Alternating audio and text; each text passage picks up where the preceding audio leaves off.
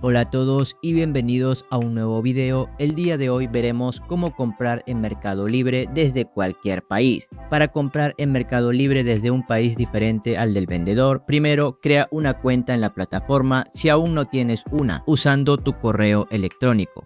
El principal desafío al comprar internacionalmente en Mercado Libre es que muchas publicaciones están disponibles solo para envíos dentro del mismo país. Sin embargo, puedes filtrar tu búsqueda por productos que ofrezcan envío internacional. Otro método es usar un servicio de casilla internacional como Aeropost, Octobox o Ship2Me. Estos servicios te proporcionan una dirección física en el país del vendedor donde llega tu compra y luego ellos la reenvían a tu país de residencia por un costo adicional.